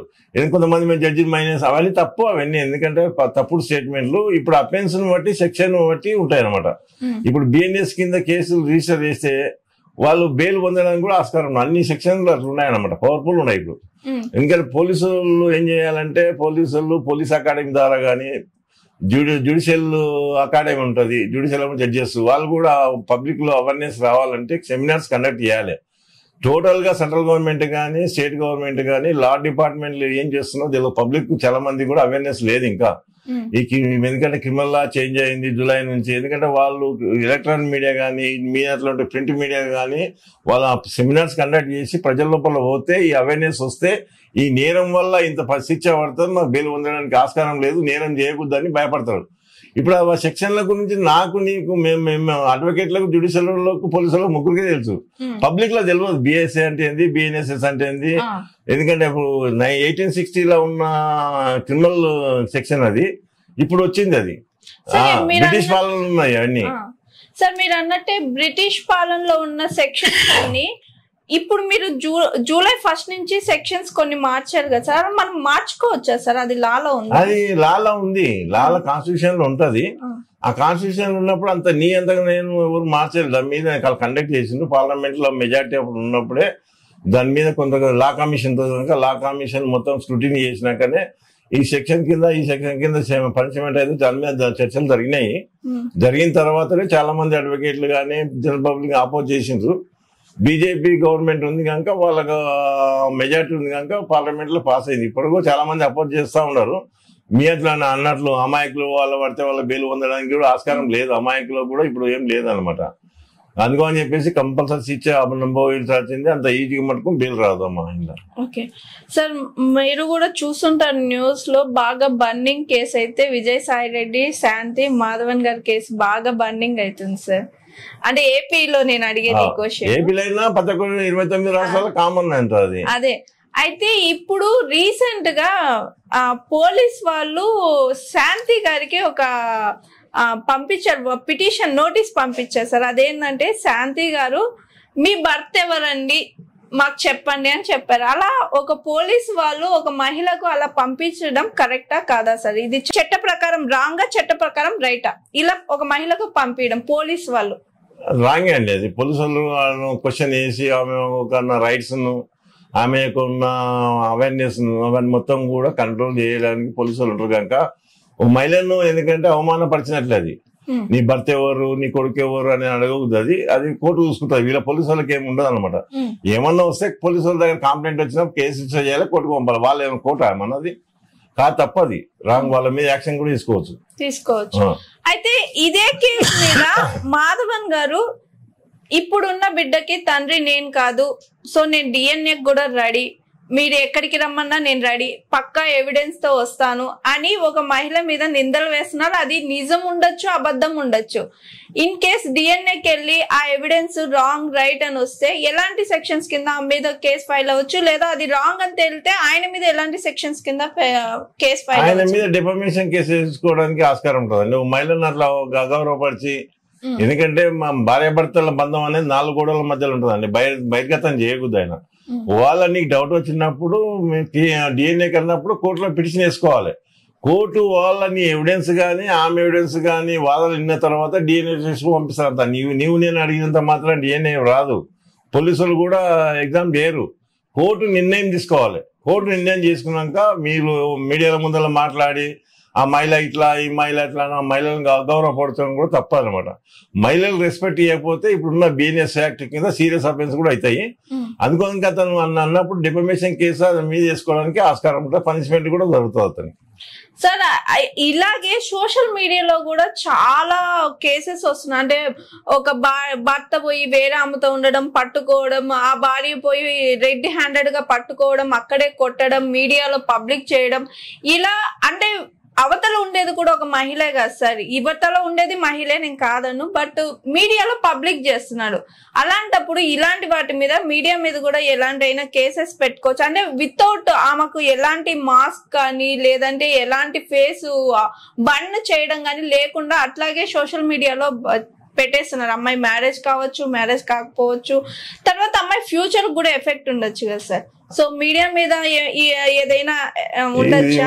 మంచి క్వశ్చన్ అండి. మీడియా అనేది వాళ్ళకి రైట్స్ అండి. అది ఏంటి, ప్రజల లోపల ప్రభుత్వం లోపల ఒక బ్రిడ్జి లాగా అనమాట. ఇది బ్రిడ్జి వంతెన ఉంటాయి కదా, ఆ కమ్యూనికేట్ ప్రజల లోపల తీసుకుపోవడానికి ఇటువంటివి చేస్తారు. మీడియా మీద యాక్షన్ తీసుకోవడానికి అంటే వాళ్ళకి ఆల్రెడీ ఇన్ఫర్మేషన్ వస్తుంది కనుక వాళ్ళ దగ్గర అంతా యాక్ట్ ఉంటే కనుక ఏ కోర్టులో అయినా కూడా డిఫమేషన్ కేసులు అయినా కానీ ఇటువంటి కేసుల్లో పనిష్మెంట్ ఇవ్వడానికి ఆస్కారం ఉంటుంది. ఎందుకంటే వాళ్ళు మాకు ఇన్ఫర్మేషన్ వచ్చింది సార్, రికార్డ్ చేసినప్పుడు వాళ్ళ రైట్ ఉండాలి అది. అందుకో అని చెప్పేసి మీడియా మీద ఎందుకంటే మీడియా అనేది ప్రజలకు ప్రభుత్వానికి ఉన్న బ్రిడ్జి కనుక వాళ్ళు సమాచారాన్ని అందిస్తారు కనుక సమాచారాన్ని అందించినప్పుడు ఆ సమాచారం నేరస్తులు అయితేనే నేరస్తులు కంపల్సరీ ఎవిడెన్స్ ఉంటుంది కానీ ఇక్కడ ఇప్పుడు ఆయన పట్టుకున్నదంటే దాని మీద ఎవిడెన్స్ ఉంటుంది కనుక ఆమె వాళ్ళ తప్పు కానీ మీడియా తప్పు అవుతుంది. కానీ సార్ ఇప్పుడు మన సుప్రీం కోర్టే ఇల్లీగల్ గా ఉండడం కరెక్టే, వాళ్ళు ఇద్దరు సంబంధం బాగుంటే ఉండొచ్చు అని సుప్రీం కోర్టే ఒక స్టేట్మెంట్ ఇచ్చింది, ఒక జడ్జిమెంట్ కూడా ఇచ్చింది కదా సార్. మరి అది అప్పుడు తప్పెందుకు అవుతుంది సార్? అంటే వేరే వాళ్ళతో ఈ భార్యతో భర్తకి ఇష్టం లేకుండా వేరే ఆమెతో ఉంటే మాది సంబంధమే వారి చట్ట ప్రకారం అది కరెక్ట్ అని సుప్రీంకోర్టే చెప్పినప్పుడు ఇంకా ఎందుకు సార్? దాని మీద కొన్ని ఉంటాయమ్మా, కొన్ని పాయింట్స్ చెప్తాను నేను. అమ్మాయి వాళ్ళ భార్య భర్తల మంద హిందూ మ్యారేజ్ యాక్ట్ ప్రకారం కానీ హిందూ యాక్ట్ ప్రకారం కానీ ఏదైతే ఉందో మీరు అనేది కరెక్ట్ క్వశ్చన్. అది భార్య సంసారానికి పనికిరాదు, భార్య అనారోగ్యంతో ఉన్నట్లుంటే, భార్య చచ్చిపోయినట్లుంటే అతను ఉండడానికి ఆస్కారం ఉంటుంది. భార్య ఫిట్ ఉండి భార్య ఆరోగ్యంగా ఉన్నప్పుడు వేరే మహిళతో ఉండడానికి చట్టం ఒప్పుకోదు అనమాట. అది ఎందుకంటే లీగల్ గా పెళ్లి చేసుకోవాలంటే కూడా ఆమెతో కలపాలన్నా కూడా ఫస్ట్ భార్య కన్సెంట్ తీసుకోవాలి. ఫస్ట్ భార్య మనం ఉన్న హిందూ యాక్ట్ ప్రకారం అది మెయిన్ ఇంపార్టెంట్ కనుక పవర్ఫుల్ సెక్షన్లు ఉంటాయంట దాని మీద. బైగామ్ అని బినామా 498 కేసులు అని ఇవన్నీ పెట్టుకోవచ్చు. 494 కింద ఇంత ముందు కనుక ఇప్పుడు BNS వచ్చి BNS కింద పెట్టవచ్చు. ఒక మహిళతోని ఎందుకంటే ఫస్ట్ భార్యని కన్సెంట్ లేకుండా ఉండడం అనేది అన్యాయం, అది తప్పు కూడా, నేరం కూడా. అది అందుకని వాళ్ళ ఆమె నేరం ఉన్నప్పుడు కంప్లైంట్ ఇవ్వాలి కానీ బహిరంగంగా పోయి దాడులు చేయడానికి కూడా తప్పది, అది కూడా తప్పే. ఒక మహిళ మీద ఒక మహిళ పోయి దాడి చేయడం కూడా తప్పే. నీకేమైనా ఉంటే లీగల్ యాక్షన్ తీసుకోవచ్చు, కానీ పబ్లిక్ ఒక ఫ్రెండ్ ఉండొచ్చు, ఒక ఆమె ఉండొచ్చు, క్లాస్మేట్ ఉండొచ్చు, ఎంప్లాయీ ఉండొచ్చు, కో ఎంప్లాయీ పోయినంత మాత్రాన పబ్లిక్ లో కొట్టాలని కట్టుకుంటే, ఎందుకంటే భార్యాభర్తల మధ్యలో కొట్లాటలు ఈ మధ్యలో ఎక్కువ అవుతుంది కనుక ఏదైనా మహిళా ఎంప్లాయీ కానీ అసిస్టెంట్ కానీ ఉంటే వాళ్ళని పట్టుకొని మేము ఇద్దరు రెడ్ హ్యాండ్ పట్టుకున్నాం అనేది తప్పది. రెడ్ హ్యాండ్ గా తప్పుకున్నప్పుడే పోలీసు వ్యవస్థ ఉంది, లా అండ్ ఆర్డర్ ఉంది. లా అండ్ ఆర్డర్ కంప్లైంట్ ఇచ్చినప్పుడు పోలీసు వాళ్ళు కేసు చేసి ఇన్వెస్టిగేట్ చేసినప్పుడు వీళ్ళకి లీగల్ కనెక్షన్ ఉందన్నప్పుడు అప్పుడు యాక్షన్ కొన్ని పోయి డైరెక్ట్ పోయి కొట్టడానికి తప్పది. ఓ మహిళ మీద దాడి చేయడం అనేది కూడా తప్పు. ఈమె మహిళనే ఆమె మహిళ కనుక తప్పది, నేను ఖండిస్తున్నా కూడా నేను. సార్ ఇంకొకటి మెయిన్ థింగ్, చిల్డ్రన్స్ సెక్సువల్ గా చాలా డ్యామేజ్ అవుతున్నారు సార్. సో చిల్డ్రన్స్ కి సెక్సువల్ గా జరగకుండా ఎలాంటి కొత్త చట్టాలు వచ్చాయా సార్?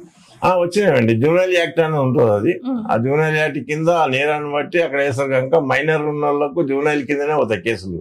మేజర్ అయితేనే బిఎన్ఎస్ కింద బుక్ చేస్తారు. జూనైల్ యాక్ట్ ఏం చేంజ్ చేయలేదు, కంటిన్యూ అట్లే ఉంది.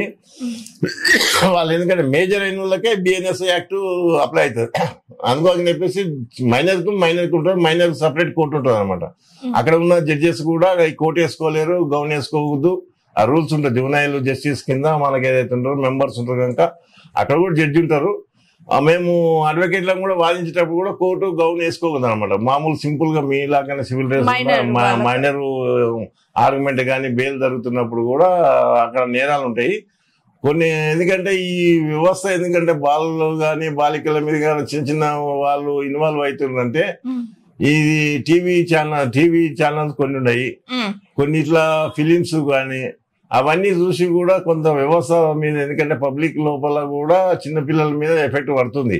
యూట్యూబ్ ఛానల్స్ కొన్ని అవన్నీ కంట్రోల్ చేయాలి యూట్యూబ్ వాళ్ళు కూడా, ఎందుకంటే వ్యవస్థను పబ్లిక్ అవేర్నెస్ చేసే ఛానల్స్ ఉండాలి. కానీ అవన్నీ కూడా ఛానల్ చూసి కూడా కొంతమంది ఖరాబ్ కావడానికి కూడా ఆస్కారం ఉంటుంది. నేను చెప్పకూడదు, బ్లూ ఫిలిమ్స్ అవన్నీ అంటారు, అవన్నీ కూడా కొంచెం కంట్రోల్ చేయాలి యూట్యూబ్ వాళ్ళు. మైనర్ వాళ్ళకి ఎలాంటి శిక్షలు ఉండొచ్చు సార్? చిన్న పిల్లలకి మైనర్ వాళ్ళకి సెక్షన్ చేసి జూనైల్ యాక్ట్ కింద చేస్తారమ్మా. అది జూనైల్ యాక్ట్ కింద చేసినా కూడా వాళ్ళను శిక్ష చేసినా కూడా వాళ్ళకు వేరే సెక్షన్స్ ఉంటాయి. వాళ్ళకి ఎందుకంటే శిక్ష కఠినంగా ఉండదు అనమాట. వాళ్ళకి ఎడ్యుకేట్ చేసి అక్కడనే జైలు ఉంటుంది, అది వాళ్ళ స్కూల్ ఉంటుంది అనమాట.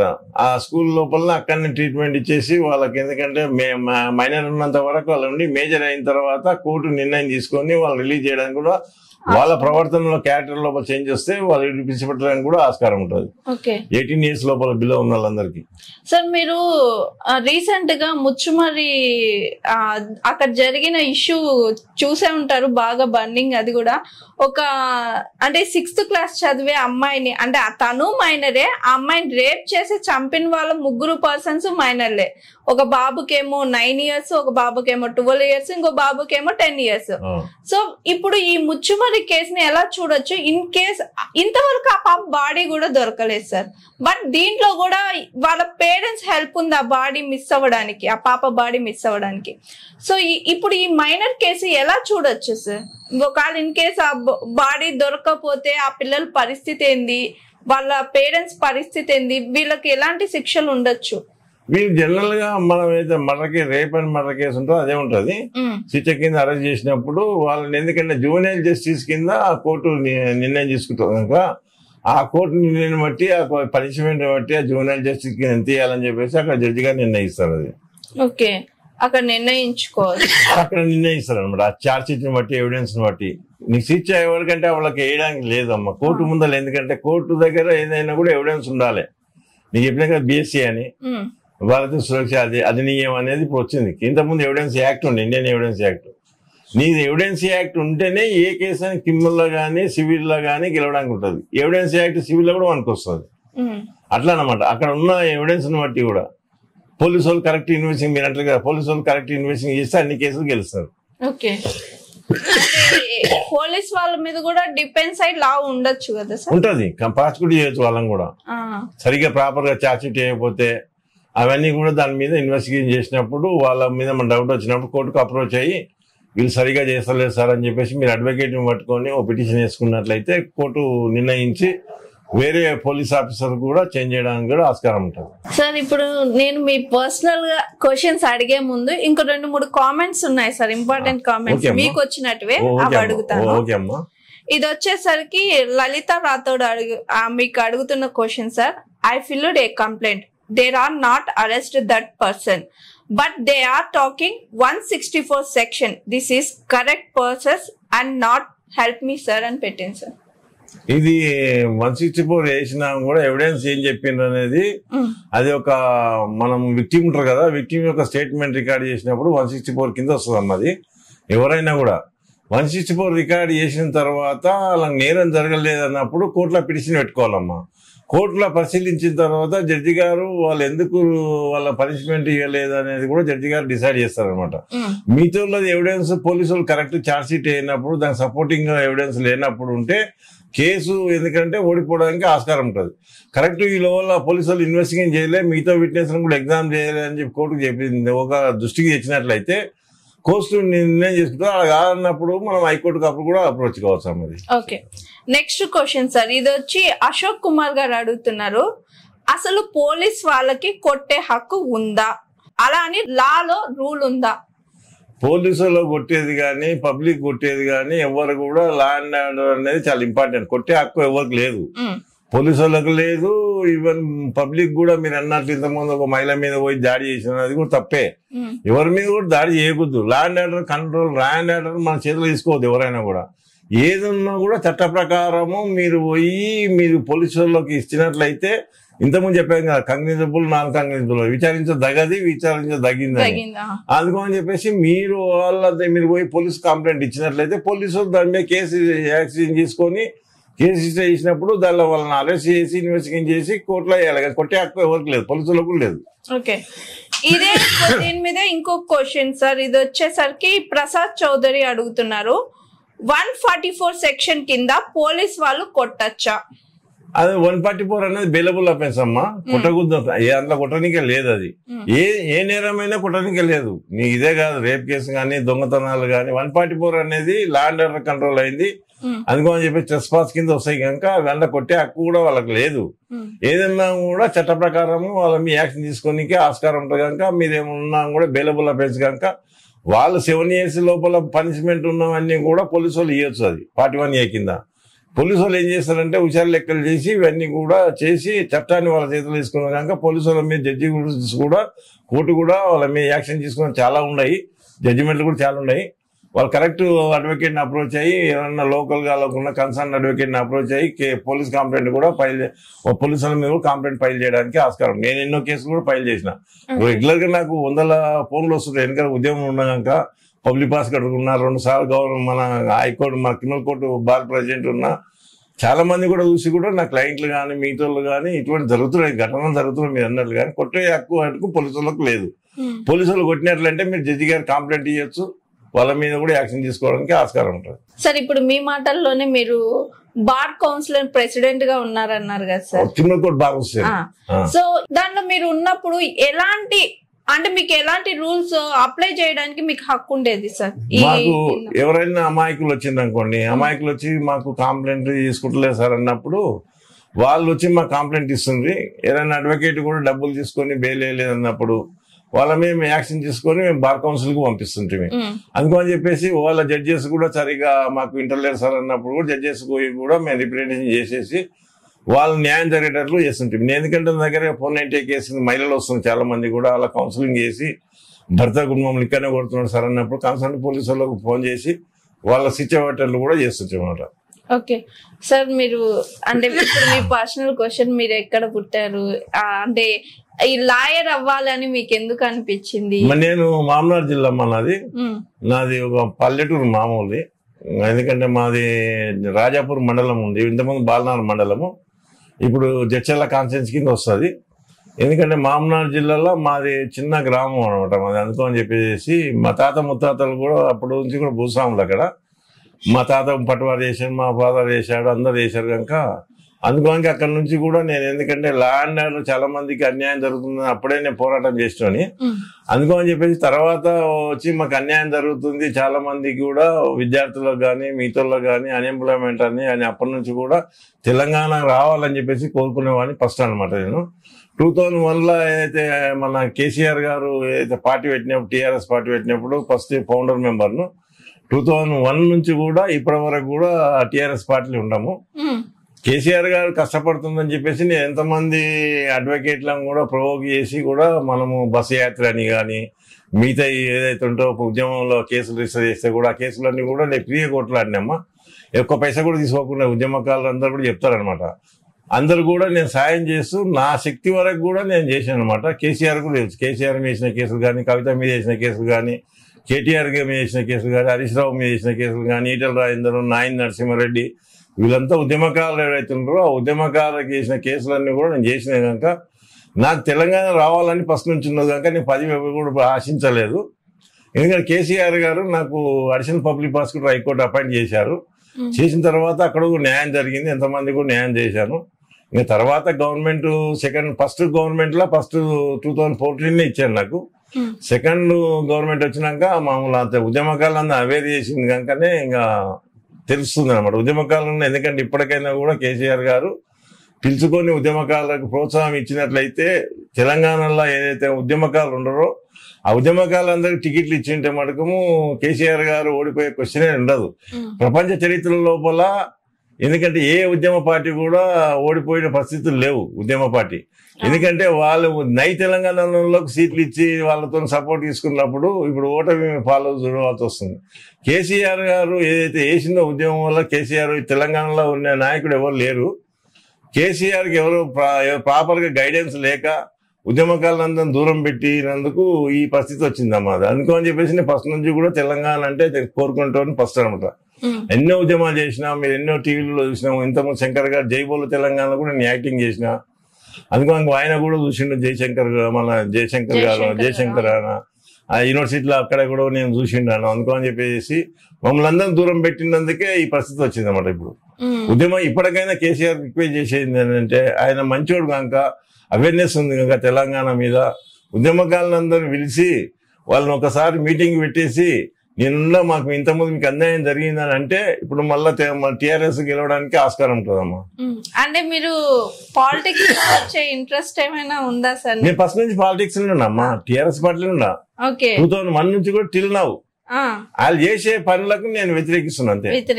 ఉద్యమకాలను దూరం పెట్టండి అది అంతే. కానీ మీరు టిఆర్ఎస్ లో ఉంటూ వాళ్ళు చేసే పనులకు వ్యతిరేకంగా మాట్లాడుతున్నా అంతే. అంటే ఎక్కడ కూడా మాట్లాడలే, ఫస్ట్ టైం మాట్లాడుతున్నా. ఎందుకని మీకు టిఆర్ఎస్ అంటే బిఆర్ఎస్ లో వ్యతిరేకత మాట్లాడాలనిపించిన సిచ్యువేషన్స్ ఏం చూసారని వ్యతిరేకతగా మాట్లాడుతున్నారు సార్? ఈ మెయిన్ వ్యతిరేకత అమ్మా, ఇప్పుడు ఉద్యమకాలందరూ దూరం పెట్టిండ్రు. మనకేమైనా వ్యూస్ మీ దగ్గరకు వచ్చి మాట్లాడారు, మనం పోయి చెప్పుకోవాలన్నా కూడా అపాయింట్మెంట్ లేదు కదా కేసీఆర్ గారికి. కేసీఆర్ కి నాకు మంచి క్లోజ్నెస్ ఉంది, అందుకని చెప్పి ఆయనతో మాట్లాడగలని చెప్పగలుగుతాం. మిగతా మినిస్టర్లు ఎవరు చెప్పితే కూడా ఇన్నిటర్లు గారు పట్టించుకుంటే గారు అనమాట. నేను దాంట్లో గ్యాప్ చాలా పోయినాడు ప్రజల లోపల. ప్రతి ఒక్క నేను ఒక్కనే కాదు, చాలా మంది అడ్వకేట్ల దాంట్లో కూడా వాళ్ళ చుట్టాలను వాళ్ళని పెట్టుకున్నందుకు వాళ్ళకి చేసిన న్యాయం. కానీ వాళ్ళు కొంతమంది అడిషనల్ అడ్వకేట్ జనరల్ పెట్టి ఉద్యమకారులందరినీ కూడా పోస్టులు ఇయ్యలే హైకోర్టులో. ఆయన అడిషనల్ అడ్వకేట్ జనరల్ రామచంద్రరావు ఏదైతే ఉన్నారో వాళ్ళ చుట్టం బంధువు అని పెట్టుకొని కేసీఆర్ అందరు చాలా మంది జై రామచంద్రరావు తెలంగాణ అడ్వకేట్లకు పోస్టులు ఇచ్చిండు ఆయన. జై తెలంగాణ వాళ్ళకు పోస్టులు ఇయ్యలేనమాట. అది మెయిన్ కారణం. అందుకని వ్యతిరేకత ఉందండి. వ్యతిరేకత ప్రజల లోపల ఇప్పుడు ఉద్యమకాల నుండి సెకండ్ క్యాటర్ ఎవరు చేయలేదండి సరిగా. నేను చెప్తున్నా కదా, ఇప్పటికైనా కూడా కేసీఆర్ మార్పు వచ్చి అపాయింట్మెంట్ అందరికి ఇచ్చేసి ఎప్పుడైతే ఉద్యమంలో ఉన్న కేసీఆర్ లాకుంటే మళ్ళీ పార్టీ వస్తుందండి. అంటే ఇప్పుడు ఉద్యమంలో లేకపోతే అంటే పదవి వచ్చినాక మనుషుల్లో మార్పు అనేది పక్కా ఉంటుంది సార్. ఇప్పుడు కేసీఆర్ గారిలో మీరు చూసిన అంటే ఉద్యమ టైంలో మీరు చూసిన కేసీఆర్ గారికి తర్వాత రెండోసారి ముఖ్యమంత్రిగా అయిన కేసీఆర్ గారికి డిఫరెన్స్ ఎంత కనిపించింది సార్ మీకు? చాలా డిఫరెన్స్ కనిపించింది అమ్మా. ఎందుకని? అసలు మేము ఏదో అంటరాని వాళ్ళ చూసిన మమ్మల్ని. ఎందుకంటే ఈవెన్ టిఆర్ఎస్ భవన్ పోతే కూడా తాళ్ళు కట్టి దూరం కింద దుబ్బేసేవాళ్ళు. ఎందుకంటే నేను ఉద్యోగంలో ఉన్నా, నేను కేసులు చేసినా, నేను బార్ ప్రెసిడెంట్ అనేటోళ్ళం కూడా అపాయింట్మెంట్ ఇచ్చేటోళ్ళు కాదు. ఆయన ఎంబడి కోటరీ అవుతుందో ఆ కోటరీ వల్ల కేసీఆర్ చాలా మంచివాడు అన్నమా. ఎందుకంటే ఆయన దగ్గర ఉన్న మంచితనం వల్లనే తెలంగాణ వచ్చింది. ఆయన చెప్పుడు మాటలు విని వాళ్ళు ఏమన్నా కోటరీతో మాటలు విని ఎవరికి కూడా ఉద్యమకాలకు అపాయింట్మెంట్ ఇవ్వలే. కలసమన్నా కూడా అపాయింట్మెంట్ ఇవ్వలేదు. ఎన్నిసార్లు ఫోన్ చేసినా ఫోన్లు ఎత్తారు వాళ్ళు. ఫోన్ నేను పేరు చెప్పకూడదు కానీ వాళ్ళు చెప్పకూడదు చెప్తున్నా. కేసీఆర్ గారు ఈ వీడియో చూసి నాకు మార్పు వస్తే మా ఎట్లాంటి మేము తెలంగాణ కోసం పాటు పడ్డవాళ్ళం కనుక ఆయన ఎంబడి ఉంటాం ఆయన. అందుకో అని చెప్పేసి మార్పు రాకపోతే ఇంకా కష్టమేనండి. బంధువులు మిత్రులు అంటే ఎవరు ఉంటారండి తెలంగాణ ఉద్యమంలో? అందరు బంధువులు మిత్రులు ఎవరు లేరు అప్పుడు. మా ఎట్లా చాలా మంది ఉన్నారు. ఎంతమంది విద్యార్థులు ఆత్మహత్యలు చేసుకున్నారు. నువ్వు ఎందుకంటే అంత విద్యార్థులు ఆత్మహత్యలు చేసుకున్న వాళ్ళ ఫ్యామిలీస్ కూడా హెల్ప్ చేసేది ఉండే. 1200 మంది చిల్లర వాళ్ళందరూ కూడా హెల్ప్ చేసేది ఉండే. నువ్వు ఏదైతే టీఆర్ఎస్ తీసేసి బీఆర్ఎస్ పెట్టినాక తెలంగాణతో బంధం కూడా పోయింది. మెయిన్ అది నేను చెప్తున్నాను. కేసీఆర్ అంటే నాకు చాలా క్లోజ్. ఎందుకంటే చాలా ఆయన ఎందుకంటే ఉదయం నుంచి ఫస్ట్ నుంచి ఉన్నాం కనుక ఆయన కేసులను చేసిన కనుక ఎప్పుడైనా కూడా ఉదయం సాయంత్రం నాకు ఫోన్ చేసి డైరెక్ట్ ఫోన్ చేసి మాట్లాడేటోళ్ళు కేసీఆర్ గారు. ఎందుకంటే మధ్య మీడియేటర్ ఎవరు లేరు. మీడియేటర్స్ వచ్చిండ్రు మధ్యలో వచ్చింది కనుక ఇప్పుడు ఆయన కలవాలన్నా కూడా మా పరిస్థితి ఏంటంటే కింది వరకు ఫోన్ చేయాలి. మీకు తెలిసిన ఏముంది, పిల్లలకు వైద్యులకు వాళ్ళకి ఇలా చేయాలి. చేసాక వాళ్ళు ఫోన్లు ఎత్తారు మనతో. ఎందుకంటే ఇంకా అవన్నీ చెప్పకూడదు కానీ ఇంకా మా చెప్తే బాగుండదు కొంతమంది. ఎందుకంటే సార్ బాధపడతారని చెప్పి ఒప్పుకుంటున్నా. కానీ ఎందుకు ఆయన అంటే ఇప్పటికూ నాకు అభిమానం, నాకు పెద్ద అన్నలాగా.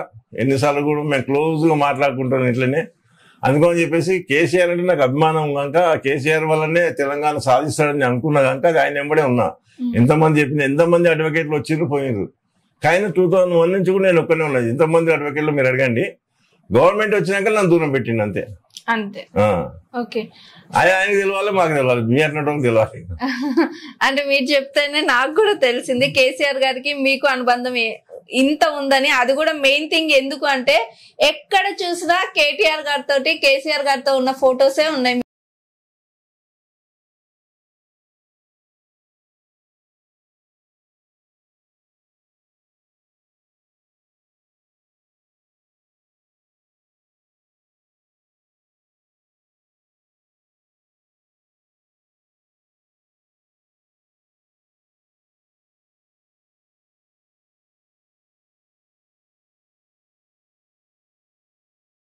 నాకు అనుబంధం అండి.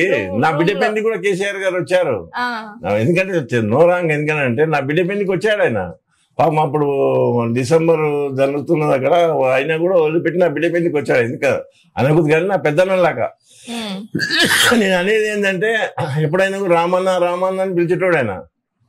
ఈ గవర్నమెంట్ వచ్చినాక ఆయన ఎందుకో నాకు అర్థం కాలేదు. నా వల్ల ఏమన్నా ఉంటే కూడా తప్పులు ఉంటే చెప్పచ్చు కదా. మనం ఉదయం వచ్చి మాకు ఎమ్మెల్యే లేను, మినిస్టర్ లేను.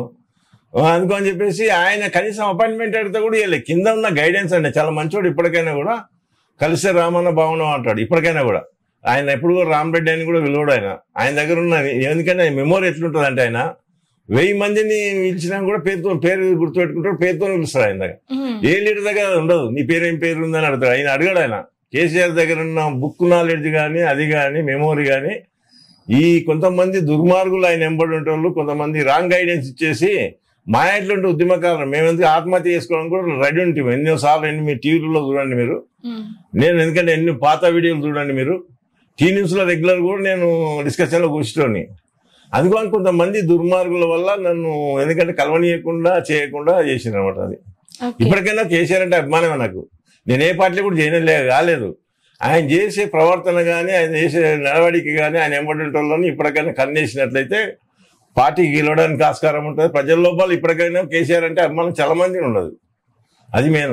ఓకే సార్, ఇప్పుడు ఇన్ కేస్ కేసీఆర్ గారు ఈ వీడియో చూసుకొని ఓకే ఆయన తెలుసుకొని కానీ మిమ్మల్ని పిలిస్తే మీరు ఫస్ట్ పోయి ఆయన అడిగే క్వశ్చన్ ఏంటి సార్? మీలో మార్పు రావాలి సార్ అని చెప్తాం. అంతే. నేను అప్పుడు కూడా చెప్పటోని. అప్పుడు కూడా నేను భయపడ్డాను కాదు కేసీఆర్ కు. సార్ మీరు తప్పు చేస్తుందని చెప్తా. కేసీఆర్ గారిని ఆ గుండె మీద సపోర్ట్ చేసుకొని చెప్పమండి. ఎందుకంటే నిరాశ చేయండి సార్, మీ పేరు వస్తుంది, హైలైట్ అవుతుంది అని చెప్పింది నేను. ఆయన చెప్పండి. ఇప్పుడు ఆ స్థాయికి వెళ్ళిపోయింది కనుక ఆయన అన్నాడు చెప్పడం. కానీ నేను ఏదైతే ఆయనకి ఇచ్చిన అడ్వైజ్ వల్ల నిరాశ అదే కేటీఆర్ నిజాం హాస్పిటల్లో ఆడుకొని మీ అడ్వైజ్ వల్ల ఫాదర్ చనిపోవడానికి ఆస్కారం అవుతున్నాడు అని చెప్పి నన్ను కోపమైండారు కేటీఆర్ గారు. లేదు సార్, చనిపోడు ఆయన, కంపల్సరీ మన తెలంగాణ వస్తే తెలంగాణ సాధించడానికి తెలంగాణ గాంధీ అని చెప్పినండి అప్పుడు ఆ జమానాలే. మీరు ఏదైతే నిజాం హాస్పిటల్ ఉన్నప్పుడు ఆడ ఉన్న అన్ని ఛానల్లో చూడండి నా ఇంటర్వ్యూ ఉంటుంది అప్పుడు హాస్పిటల్ ఉన్నప్పుడు. ఎందుకంటే ఇవాళ రేపు డబ్బులు, ల్యాండ్ గ్రాబర్స్, మీరంటే రేప్ కేసులు ఉన్న వాళ్ళు లీడర్లు అవుతుంది కనుక అట్లాంటి వాళ్ళు మమ్మల్ని దూరం పెడుతున్నట్లే. మా న్యాయబద్ధంగా ధర్మం అనేది ఎప్పటికైనా గెలుస్తుంది. అధర్మం కొన్ని రోజులు ఉండొచ్చు. కేసీఆర్ గారు అది గమనించుకోవాలి. అది ఎందుకంటే దొంగలు తీసుకొచ్చి దోసుకున్నారు, వెళ్ళిపోయినారు అంతే, వెళ్ళిపోతున్నారు అంతే. ఇంకా వాళ్ళు ఎట్లాంటి క్యారెక్టర్ అనేది కూడా ఇంపార్టెంట్. ఎందుకంటే సార్ అనలైజ్ చేసుకోవాలి అది ఇప్పటికైనా కూడా. ఎటువంటి వాళ్ళు మా ఎట్లాంటి ఉద్యమకారులకు ఇచ్చినట్టే మేము ఎమ్మెల్యే ఉండుంటే నేను ఎన్నోసార్లు అడిగినా, జడ్చర్లు అడిగినా, రాజేందర్ కూడా అడిగినా, ఇయ్యలేదు నాకు. అంతే దొంగలకు ఇచ్చిండు పారిపోతున్నారు. అంత ఏం చేస్తాం మనం? ఉద్యమకారులకు వాళ్ళ 50 మందికి సీట్లు ఇచ్చినంటే సార్కు ప్రాణంతో చూసుకుంటుండి పార్టీ ఓడిపోవడానికి లేదు. ఎందుకంటే చేంజ్ చేసే క్వశ్చన్ కూడా ఉండదు. ఉద్యమకారులు ప్రపంచంలో ఏ పార్టీ కూడా లేదు. సార్ ఇక్కడ నాది ఒక సూటి క్వశ్చన్. ఇప్పుడు కేసీఆర్ గారి మీద మీకు వ్యతిరేకత రావడానికి ముఖ్యంగా నేను సూటిగా అడుగుతున్నా, మీరు నాకు సూటిగా చెప్పాలి. ఒకటి, మీకు సీట్ ఇవ్వలేదనా, లేదు అంటే ఆయన చుట్టూ ఉన్న మనుషుల వల్ల కేసీఆర్ గారు మారిపోయి పరిపాలన బాగలేదనా? ఎందుకంటే ఇప్పుడు నాకు సీట్ ఇవ్వలేదు అనేది మన ప్రతి ఒక్కరి అక్కమ్మ. ఎందుకంటే నీ రైట్ ఉంది. ఎందుకంటే అడుగుతాము, ఇవ్వలేదు ఓకే అనుకున్నా, కంటిన్యూ ఉంటున్నా. నేను 2001 నుంచి కూడా టికెట్ అడుగుతున్నా. మమ్మల్ని అకామిడేషన్ చేయడానికి కూడా మస్తుండే, చైర్మన్లు ఉండే, మెంబర్స్ ఉండే, ఎన్నో ఉండే. అయినా కూడా మీకు ఆయన పోయి కలుసుకోవాలి చెప్పాలన్న బాధ కూడా మనం కల్పించడం కనుక ఇంకా కోటరే మెయిన్ కారణం. ఆయన చుట్టుపక్కల మనుషులు అనమాట. వాళ్ళు ఎందుకంటే కరప్షన్ కి ఎగబడి, ఎందుకంటే ఎవరిని కూడా కలవనిస్తే మళ్ళీ మాకు పనులు కావాలన్నట్లు వాళ్ళందరూ కూడా చేసి ఆ కోటరీ అంతా కూడా మిస్గైడ్ చేసి సార్ను ఎందుకంటే ఈ స్థాయికి తెచ్చింది వాళ్ళు. సార్ ఇప్పుడు ఒక ముఖ్యమంత్రి అనే పొజిషన్ లో ఉన్నారు. ఎందుకంటే మీరు అన్నారు చుట్టుపక్కల ఉన్న వాళ్ళ కారణం వల్లే అన్నారు కదా. సో ఇక్కడ కేసీఆర్ గారిని చూసినా, అక్కడ జగన్మోహన్ రెడ్డిని చూసినా, వీళ్ళు ఓడిపోయిన తర్వాత వచ్చే ప్రముఖంగా వీళ్ళు నెగిటివ్ గా అంటే ప్రజలు కానీ లేదా మీలాంటి వాళ్ళు చెప్పే ఆన్సర్ ఏంటంటే ఆయన మంచోడే, ఆయన పరిపాలన కూడా బాగుంది, బట్ ఆయన చుట్టుపక్కల ఉన్న మనుషుల వల్ల వీళ్ళు ఓడిపోయినారు అని బాగా టాక్ వస్తుంది సార్. ఎందుకని అలా? ఎందుకంటే అమ్మా నువ్వు కష్టపడ్డావు, వాళ్ళ మీ ప్రొపరేటర్ పెద్ద స్థాయికి పోయింది అనుకోండి, ఇంత కష్టపడి మీరు ఛానల్ డెవలప్ చేసినాక మేము కలవనీయకుండా పక్క నుంచి రిఫ్యూజ్ చేసినట్లయితే మీకు ఎంత బాధ ఉంటుంది? మేము 2001 నుంచి రాత్రి పోయి మేము బెయిల్ ఇప్పించినని ఏ అడ్వకేట్ కూడా రాలేదు. మీరు చూడండి, విజయశాంతి కానీ, కేటీఆర్ గారు కానీ, కవితను కానీ అరేంజ్ చేసినప్పుడు రాత్రిపూట 3 గంటల 4 గంటల రాత్రి కూడా ఉండేది. రామన్న పో అంటే ఉరుకుతాండి మేము. అప్పుడున్న మీ ఏవైతే ఛానల్స్ ఉండవు చూడండి, నా ఫోటోలు ఉంటాయి అక్కడ. విజయశాంతిని కూడా అరేంజ్ చేస్తే రాత్రి పోయినా పార్టీలు ఉన్నప్పుడు. ఎందుకంటే అప్పుడు చేసిన దుర్మార్గానికి ఏ రాత్రి అయినా కూడా 2 గంటల రాత్రి 3 గంటల రాత్రి నేను పోలీసుని పోయి ఇప్పించుకొని వచ్చిన పరిస్థితులు ఉన్నాయి. చాలా మంది ఉద్యమకాలను అడగండి. ఎందుకంటే ఇప్పుడు అంటే వాళ్ళు డబ్బున్న వాళ్ళని చూసుకొని ఢిల్లీ నుంచి అడ్వకేట్లను తెచ్చుకుంటున్నారు. కానీ ఆ ఢిల్లీ నుంచి అప్పుడు పెట్టుకున్న పరిస్థితి కూడా కేసీఆర్ దగ్గర లేకుండే అప్పుడు. ఎందుకన్నా కానీ అందుకు అని చెప్పేసి పాత ఫ్రెండ్షిప్ అనేది చాలా ఇంపార్టెంట్. నీకు నేను ఒక ప్రాణం ఇచ్చేటోని ఉద్యమకాలు ఉన్నప్పుడు నాయటువంటి వాళ్ళు చాలా మంది ఉన్నారు కేసీఆర్ అంటే అభిమానంతో. వాళ్ళ తెలంగాణ రావాలని కోరుకుంటే వాళ్ళు చాలా మంది ఉన్నారు. వాళ్ళందరినీ పిలుచుకొని వాళ్ళ అపాయింట్మెంట్ అడిగినప్పుడు ఉద్యమకాలకు ఫస్ట్ చేయాలని చెప్పేసి వాళ్ళ అధికారి ఉన్న సీఎం కనుక వాళ్ళని ప్రతి ఒక్కసారి కలిసే ఆ పరిస్థితి ఉండదు కనుక వాళ్ళు కనీసం వాళ్ళ 9 to 10 మార్నింగ్ ఏదో టైంలో వీక్లో ఒకసారి పెట్టుకుని ఉంటే ఈ కేసీఆర్కి పరిస్థితి వచ్చేది లేకుండా ప్రజల లోపల ఇప్పటికైనా కేసీఆర్కి ఉంది. ఉద్యమకాలందరినీ పిలుచుకొని ఒక మీటింగ్ పెట్టుకుంటే ఆయన ఎంబడి ఎవరైతే కష్టపడారో వాళ్ళందరూ పిలుచుకొని ఉంటే ఇప్పటికైనా కూడా సార్కు మంచి సపోర్ట్ ఇస్తాము, మంచిగా కూడా గెలిపించుకోవడానికి ఆస్కారం ఉంటుంది అనమాట. సార్ ఎప్పుడైతే ఉద్యమకాలను దూరం చేసిండో పార్టీ ఓడిపోవడానికి కూడా కారణమైంది. ఇంకా ఉన్నట్టు అయితే సెకండ్ క్యాడర్ ఉందో వాళ్ళకి అపాయింట్మెంట్ లేక వాళ్ళు ఎంత ఆశ ఉంటుందమ్మా, గవర్నమెంట్ ఉన్నప్పుడు ఏదో చేసుకోవాలి ఏదో చేయాలనుకుంటారు కదా. అటువంటిప్పుడు ఎందుకంటే ఫెయిల్యూర్ అయిపోయింది గవర్నమెంట్ ఎందుకంటే ఉద్యమకాలను దూరం చేసినప్పుడే కేసీఆర్ గారు డౌన్ఫాల్ స్టార్ట్ అయిపోయింది అట్లా. ఓకే సార్, అయితే ఇప్పుడు పేద ప్రజలు ఉంటారు కదా సార్, అంటే ఇప్పుడు ఒక కేసు పెట్టాలంటే మనీ అయితే చాలా మంది ఎక్కువ అడుగుతుంటారు. అలాంటి వాళ్ళకి పేద వాళ్ళకు అంటే ఎక్కువ డబ్బులు కాకుండా ఎలాంటి కేసెస్ వాదించడానికి ఈజిబుల్ ఉంటుంది? పేదవాళ్ళకు మీరు ఎలాంటి సజెషన్స్ ఇవ్వచ్చు? నాకు ఏ రాత్రి అయినా కాంటాక్ట్ కావచ్చు అండి, నేను అడ్వైజ్ ఇస్తాను. నేను ఇంత ముందు కూడా లీగల్ ఎయిడ్ కింద 1000 కేసులు చేసిన, జైలుకు పోయి కూడా వాదించుకున్నా. జైలు ఉండటంలో కూడా ఖైదీలను ఎంతమంది విడిచిపెట్టినా మీరు 2001 నుంచి 2014 వరకు ఎన్ని కేసులు చేసినా చూడండి. మీరు ఏ అడ్వకేట్ కూడా చేయరు. అడ్వకేట్ నేను వచ్చి రత్తపూలు ఉండే అవసరం లేదు. అందరు కోట్లు సంపాదించుకొని బంజారాలు జూబ్లీస్ ఉంటారు అనమాట. మీకు తెలుసు కదా. ఇంకా నాకు 15 ఏళ్ళ కింద కొన్ని కాళ్ళనే తిరుగుతున్నాయి. ఎందుకంటే ఇయ్యాల రేపు వచ్చిన వాళ్ళందరూ లీడర్లు అడ్వకేట్లు కూడా భూమి కబ్జాలు అవన్నీ చేసి కూడా కోట్లు సంపాదించుకుంటున్నారు. నిన్న మొన్న వచ్చిన నా జూనియర్లు కూడా పార్సనల్ కార్లో తిరుగుతున్నారు. పరిస్థితి ఏంటంటే ఇప్పుడు హెవీ ఫీజు కలెక్ట్ చేస్తాను. నేను 10,000 కేసులు ఉంటాయి. కేసుకు 1000 రూపాయలు పెట్టుకుని ఎంతమా లెక్కేయండి మీరు. టైపింగ్ ఖర్చులు కూడా నా జేబులకి పెట్టిందంటే చూసుకోండి మీరు. అది వాళ్ళని అడగండి. ఉద్యమకాలం వాళ్ళు వచ్చిన వాళ్ళు కూడా డేట్ ఇప్పించేసి కేసులు కొట్లాడి చేసిన ఉన్నా. మా అట్లాంటి వాళ్ళం కూడా మీరు దూరం పెట్టిన తర్వాత ఇప్పటికైనా నా రాత్రి 12 గంటలప్పుడు 2 గంటల రాత్రి కూడా ఫోన్లు వస్తుంటాయి. పాత క్లయింట్లు ఉంటారు, ఈ ఉద్యమకాలు ఉంటారు కనుక సార్ ఏం ఇట్లా పట్టుకపోతుంది సార్ అంటే ఏదో అయి ఉంటుంది. అది మనం చెప్పకూడదు. ఫ్యామిలీ కొట్లాడటం ఆ కొట్టడం. పోలీసు వాళ్ళు కూడా నైట్ టైంలో పోవడం కూడా తప్పది. కొద్దిగా నేను పబ్లిక్ ప్రాసిక్యూటర్ చేసినాక కొంచెం ఫోన్ చేస్తే రిప్లై ఇస్తారు సార్. కొంచెం మీరు వాళ్ళకి భయం ఉంటుంది అన్నందుకు కొంచెం చేస్తుంటా, న్యాయం కూడా చేస్తుంటా. నాకేం కోర్ట్ అవర్స్లో చేయకూడదమ్మా. 10:30 to 5 చేయకూడదు. 5 తర్వాత కానీ ఉదయం 10:30 బిఫోర్ చేస్తే కూడా వాళ్ళకు నేను చేసుకొని కన్సల్ట్ కోర్టు అక్కడ ఉంటే పోయి కలుసుకొని మాట్లాడుకోండి, కేసు వేసుకోండి అని కూడా చెప్తుంటారు. రోజు 100 ఫోన్లు వస్తుంటాయి. అట్లా అని కోర్ట్ అవర్స్లో అంటే మేము ఫోన్ సైలెంట్ ఉంటుంది కనుక ఫోన్ ఎత్తలేము, చేయలేము, మాట్లాడలేము. 5 తర్వాత చేయమనండి, ఎవరున్నా కూడా నేను న్యాయం చేస్తాను.